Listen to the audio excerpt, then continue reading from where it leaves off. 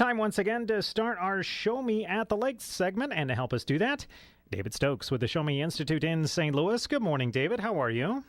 I'm doing great, Manny. Good morning. Let's.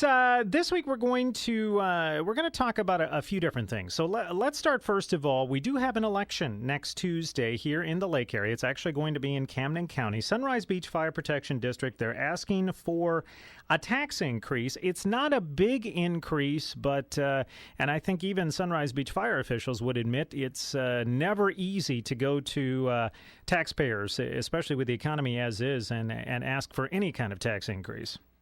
Right, and it shouldn't be easy, which is not to say all tax increases should be defeated. You know, many of them are certainly worthwhile, and this one may be. But it should be hard, and voters should, expect their elected officials to demonstrate to them why they need the additional money each time. And I've read some good articles on this, and I think to the Sunrise Beach Fire District's credit, they're out there trying to make that case, and at least have been in these past few weeks. And good for them for that. Well, actually, we're going to have the Sunrise Beach Fire Chief on air tomorrow morning to talk about why they need this money. When you look at a smaller fire district like Sunrise Beach, and there are small fire districts like this all over the country and all over the state, actually, how then, if they don't go to the taxpayers and say, hey, we need more money, how can they get money for things like equipment and personnel?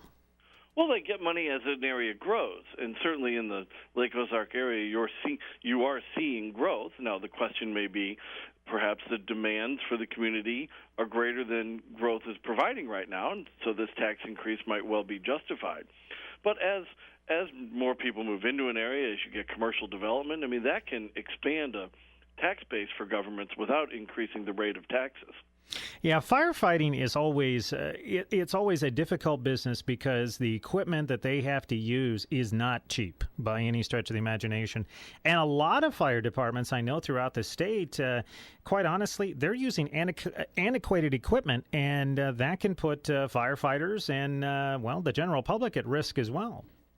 They are, and one of the things in our stimulus plan from several years ago addressed was sort of new public equipment, and there's certainly federal and state grants available for a lot of this equipment for public safety agencies beyond just what they can raise from local property or sales taxes.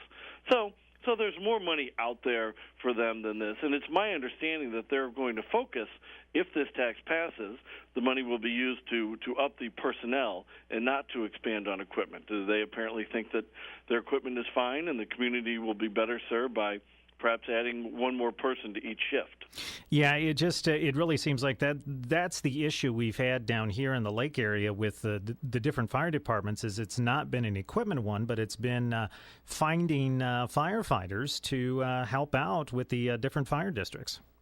Well, and that's what the citizens need to decide here as they go to the polls next week. The community knows what their needs are, and they know how often large fires occur, which isn't really all that often. But that said, it can happen any day to have a huge fire in your community. So the voters need to decide what are they comfortable paying and what are they comfortable receiving. And for a small tax increase like this, and it's 7 cents per $100 of assessed valuation, and I worked out the math, so for a $100,000 home, that comes to a little over $13 a year. So not very much. And for $1 million business, and an assessed valuation of $1 million for a business is not particularly high, it comes out to about $225 a year. So that's the bill that's going to come due for the additional man on staff pretty much 24 hours a day, and that's what the voters will decide on. And I think there's a good chance voters will approve it. When elected officials go for low tax increases and really go out and argue for it and try and make their case as they're doing, Missouri voters are pretty good about passing the tax increases. They're pretty wise is probably a better term than good. Well, and you bring up public officials going out and talking to the people about it. That's not always been the case, and maybe it has been recent memory or some other recent history that have led fire officials like Fire Chief Riley and others in the past that go out and say, hey, this is what we need, and we need to serve you better, and in order to do that, we are going to ask for more of your tax money, but here's what you're going to get. And that's how democracy should work, and that's how our Hancock Amendment in Missouri intends for our system to work, and usually it works pretty well. I always get upset when I hear people just sort of knee-jerk reaction say, oh, Missourians are anti-tax, because as we've discussed on this show several times, Missourians pass a large majority of local tax and local sales tax increases. And the ones that get passed tend to be the ones where public officials and fire chiefs and school district officials go out and make the argument. And when they do that, Missourians side with them fairly often. Yeah, I think it's just a matter of, and again, going back into history, it's a matter of in the past, I think some things have been put through on a ballot and it's not been fully explained, or it's confusing and people don't understand, and they'll either vote one way or another. When you can actually put a face to whatever that particular ballot issue is or a notion, I think that actually speaks, it does speak loudly to Missouri voters if they can actually, again, hear a reason and have somebody that's associated with that, be it a tax increase, be it a ballot proposition, whatever it is. Once there's a face and an argument to it, it seems like more often than not it does pass. Absolutely, and Missouri voters are right to look askance at them and to really demand that it be proven first. There's plenty of examples around the state of fire districts seeking large tax increases and then not spending the money wisely. And I'm not singling out any of the districts in the Lake Ozark area right now. I'm just saying, if you look around the state, there's many, many examples of overspending and not using the money effectively. So that's why it's a good thing that this debate is being had in the Ozarks right now, as the voters are listening and reading and participating in shows like yours to make an intelligent choice next week. And I think there's a good chance it'll pass, and I think that the community will probably benefit from that.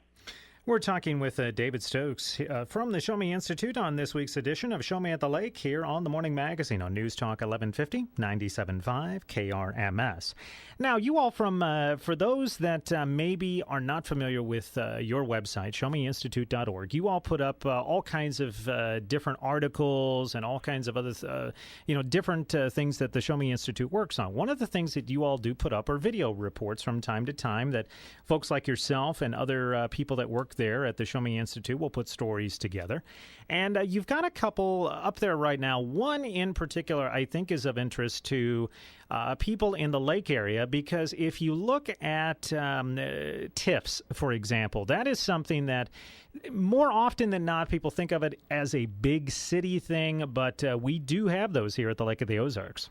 Absolutely. You have TIFs and TDDs and all sorts of other sort of special taxing districts, which in the end are just tax subsidies. And you have them, and you're probably going to have requests for more of them going forward here. So what we did is we looked at one of the only defeated TIFs in Missouri about 10 years ago, a suburb of St. Louis called Olivette. Rejected a TIF. The citizens demanded that it be put to a vote, which doesn't generally happen, a vote of the people, and they turned it down. So we went back here 10 years later to look at the community where the TIF was supposed to go. It was going to be a big tax subsidy for a Walmart, and it was going to take a bunch of homes and sort of totally change a neighborhood, not far from where you grew up, actually, Manny, I think here. But anyway, we went back and we found that the neighborhood is doing just fine. And there's a lot of new investment. There are new businesses operating there. There are brand new homes that have been built. There's a whole new housing development in this neighborhood. And all these things were done without tax subsidies.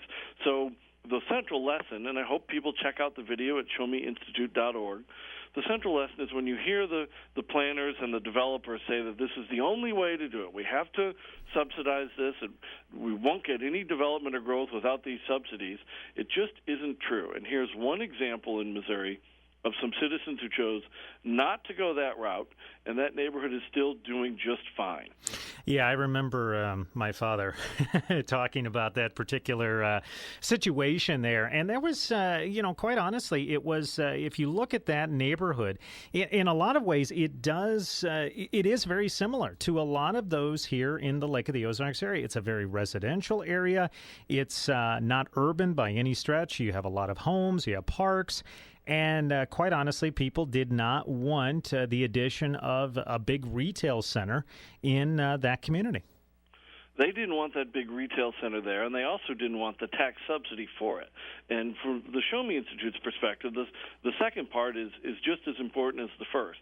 And we're seeing examples around Missouri now, in Kansas City and in Springfield, where developers, including Walmart, but not only, are going in and they're not starting to finally not ask for subsidies. And this is a good thing. Don't get me wrong, the most of these sort of big box store, big retail developments in the state still do demand and unfortunately get large taxpayer subsidies. But, over a decade ago, Olivette was the first to say no, and they're still doing just fine. And now in Kansas City and Springfield and in Florissant, another suburb of St. Louis, we're finally seeing some of these other developments done without TIFs. And that's an excellent we're going in the right direction finally in the state of Missouri, and I hope that the people of the Ozarks see this and really fight hard and demand a lot of answers the next time somebody comes in this community requesting a tax subsidy.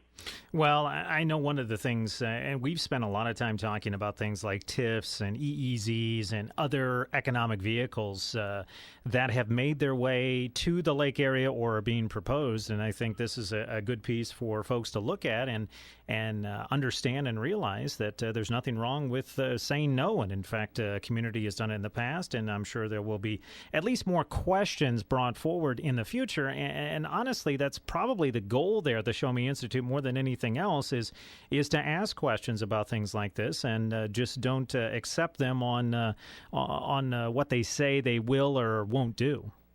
Absolutely, Manny. So many of these things around the state just get passed without any citizen pushback, oftentimes because citizens don't even know what's happening. It just sort of gets introduced before a city councilor, or in the case of certain subsidies, just goes to a court filing, and it just, before you know it, it's in existence, and it's a new taxing district and a new subsidy.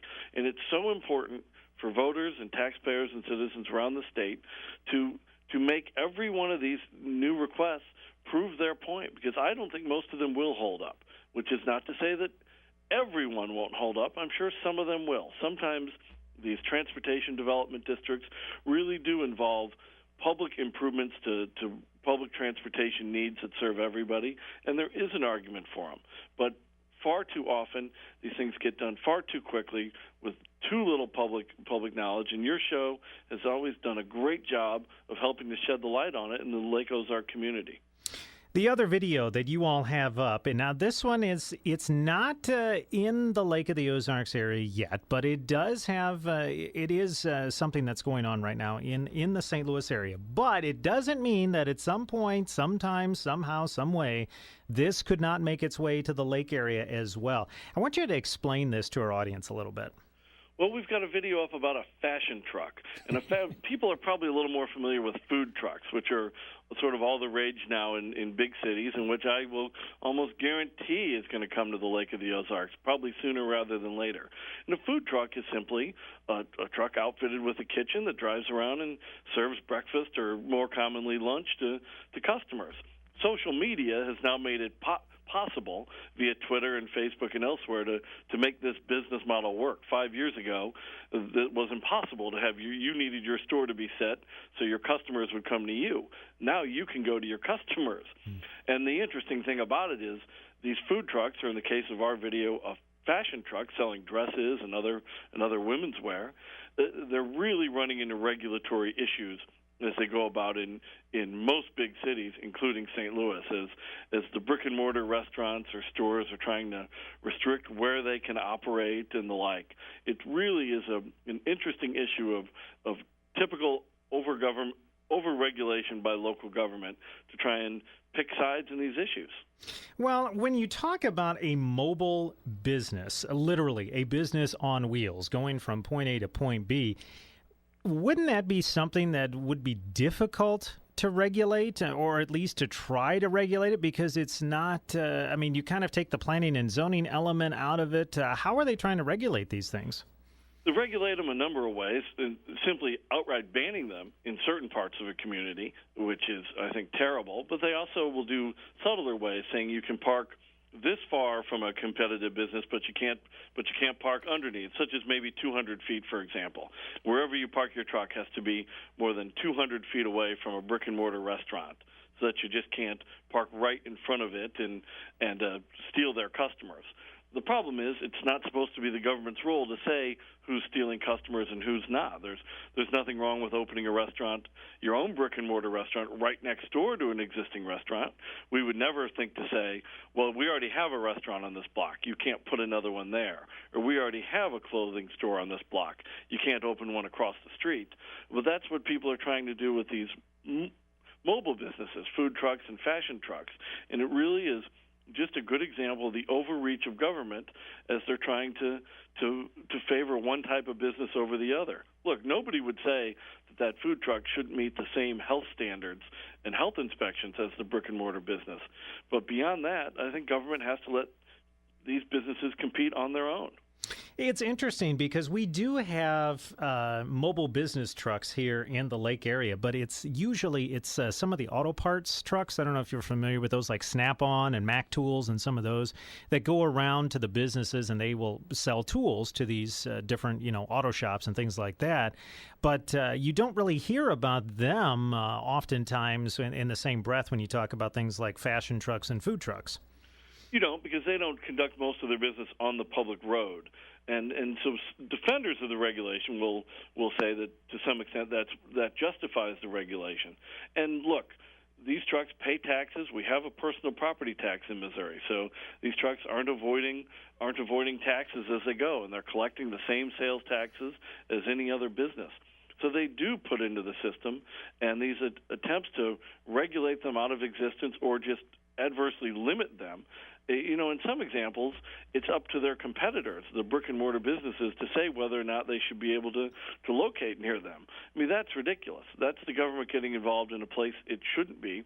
And when these food trucks and other types of things come to the Lake Ozark community, I hope that government in the area steps back and says, look, this is something customers need to be choosing and deciding on, not the government. You never know. It's amazing how these trends go. I wouldn't be surprised if we have one here before, at least one here before too long. I know I talk with my friends out in California, and these things are like they are just going nuts out in California because they've got so many of them in so many different places, and people, they're actually like phone apps and computer apps you can download now so you can track your favorite truck depending on where it is in the city. Yeah, and we do that here in St. Louis. Some of the trucks I really like, I've tried to follow them, and I'm pretty confident they'll be in the lake community here pretty quickly. David Stokes with the Show Me Institute. Please give us the website again if folks would like to not only view the last thing, the video we were talking about there about the fashion trucks and food trucks, but then also about the tax subsidy and TIFs and other things that the Show Me Institute works on. All these things are available at showmeinstitute.org, and your listeners can follow me on Twitter at David C. Stokes. David Stokes with the Show Me Institute. As always, thank you so much for the time, sir. We'll talk again next Thursday here on the Morning Magazine on KRMS. Thanks, Manny. Enjoy it as always.